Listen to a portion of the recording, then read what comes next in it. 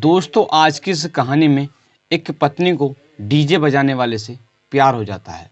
दोस्तों इसके पश्चात वो अपने प्रेमी के साथ मिलकर अपने ही पति की हत्या कर देती है। हेलो नमस्कार साथियों, मैं केशव सैनी आपके सामने एक नई स्टोरी लेकर आया हूँ।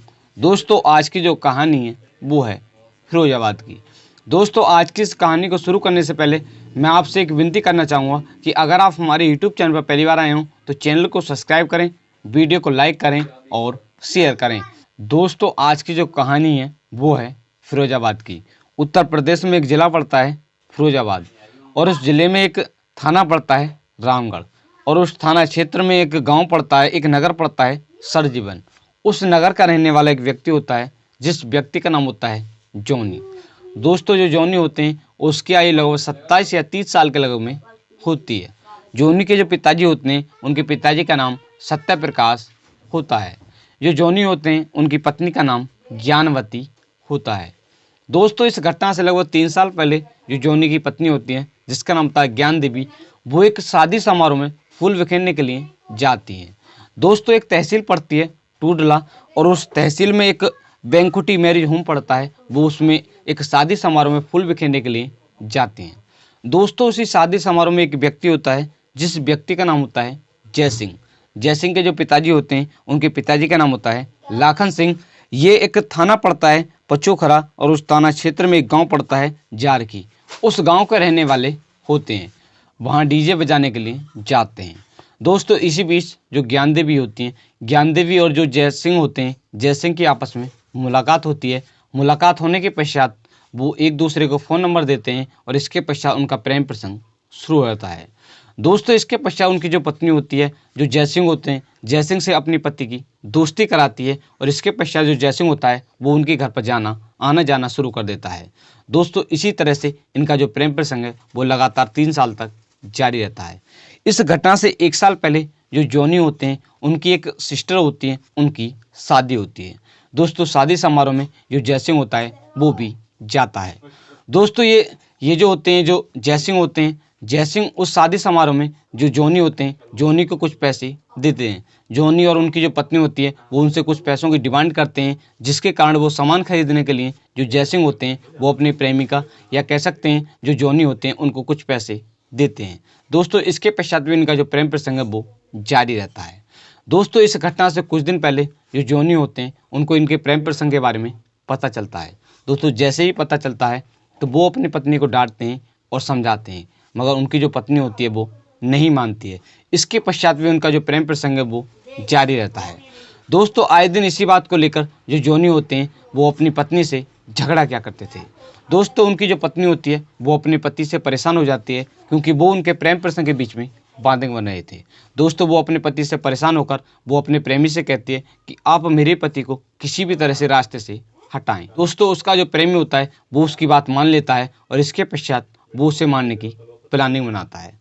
दोस्तों प्लानिंग के अनुसार वो इस हत्याकांड में वो 2 अन्य दोस्तों को भी शामिल कर लेता है, जिसमें एक दोस्त का नाम होता है योगेश, जिनके पिताजी का नाम होता है दयाशंकर, और दूसरा दोस्त जिसका नाम होता है प्रियांशु, उसके पिताजी का नाम होता है राकेश।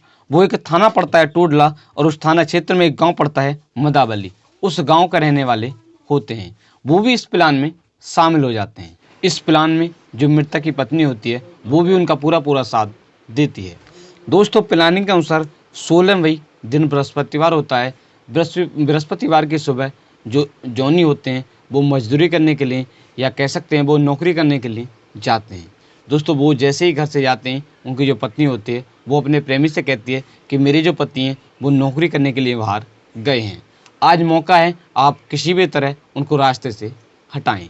दोस्तों उसका जो प्रेमी होता है वो मान लेता है और इसके पश्चात जो उसने प्लानिंग के अनुसार पहले से ही 2 बंदे सेट कर रखे थे वो अपने दोस्त को फ़ोन करता है और फ़ोन करने के पश्चात उनको एक ककरुई कोठी होती है उस पर बुला लेता है और इसके पश्चात जो जॉनी होता है उसको फ़ोन करता है और कहता है कि आप ऐसे ऐसे जो ककरू कोठी है यहाँ पर आ जाएं। आने के पश्चात वो उन्हें एक चंद्रावार गेट सोफी वाला एक घाट होता है उस पर नहाने के लिए चले जाते हैं, या कह सकते हैं दोस्तों वो चारों लोग उस घाट पर नहाने के लिए चले जाते हैं। नहाने के पश्चात वो चारों दारू पीते हैं। वो पिलाने के अनुसार जो जॉनी होता है उसको ज़्यादा दारू पिलाते हैं और इसके पश्चात जब जॉनी को नशा हो जाता है, नशा होने के पश्चात वो उसकी गला घोंटकर हत्या कर देते हैं। दोस्तों हत्या करने के पश्चात वो एक थाना पड़ता है उत्तर, और उस थाना क्षेत्र में एक जलेसर रोड पड़ता है। उस रोड के पास में ही एक शनिदेव का मंदिर होता है, उसके पास में एक प्लॉट होता है, उस प्लॉट में उसको फेंक देते हैं और इसके पश्चात वहाँ से फरार हो जाते हैं। दोस्तों इसके पश्चात वो इसकी जानकारी जो उनकी पत्नी होती है जिसका नाम होता है ज्ञान देवी, उसको देते हैं कि इस तरह से हमने उसका जो काम है वो कर दिया है। दोस्तों इधर जो मृतक के परिवार वाले होते हैं वो उसका इंतजार करते हैं कि वो नौकरी कर या मजदूरी कर, देर शाम हो जाती है मगर वो नहीं आता है। वो पूरी रात इंतजार करते हैं, वो इधर उधर ढूंढते हैं मगर नहीं मिलता है। इसके पश्चात जो मृतक की पत्नी होती है वो एक थाना पड़ता है रामगढ़, उस थाने में जाती है और अपने पति के गायब होने की रिपोर्ट दर्ज कराती है। इसके पश्चात कुछ समय के बाद जो मृतक का भाई होता है वो जाता है, वो कहता है कि जो मेरी भाभी हैं उन्होंने ही मेरी भाई की हत्या की है, शायद उन्होंने ही कुछ कर उसको गायब किया है। दोस्तों इसके पश्चात जो पुलिस होती है वो रिपोर्ट दर्ज कर जाँच करना शुरू कर देती है। दोस्तों जब पुलिस जाँच करती है तो पुलिस को 18 मई सन 2024 को जो एक थाना पड़ता है उत्तर, और उस थाना क्षेत्र में एक जलेसर रोड के पास में एक शिव मंदिर होता है और उसके पास में एक प्लॉट होता है। उस प्लॉट में जो जॉनी होते हैं उसका शव मिल जाता है। सब मिलने के पश्चात जो पुलिस होती है वो उसके परिवार वालों को सूचना देती है। सूचना मिलने के पश्चात उसके जो परिवार वाले होते हैं वो वहाँ पर पहुँच जाते हैं। इसके पश्चात जो पुलिस होती है वो सबको बरामद कर पोस्टमार्टम के लिए भेज देती है। दोस्तों इसके पश्चात जो पुलिस होती है जो मृतक का भाई होता है उससे पूछताछ करती है तो वो कहता है कि मेरी जो भाभी हैं उन्होंने ही मेरी भाई की हत्या कराई है। दोस्तों जो पुलिस होती है वो उसकी जो भाभी होती है उनसे पूछताछ करती है तो वो कहती है कि अज्ञात लोगों ने उनकी हत्या की है। दोस्तों जो पुलिस होती है वो जांच करना शुरू कर देती है। दोस्तों इधर जो मृतक की पोस्टमार्टम रिपोर्ट है वो आ जाती है तो उसमें पता चलता है कि गला घोंटकर उसकी हत्या की गई है। दोस्तों जो पुलिस होती है वो जाँच करना शुरू कर देती है।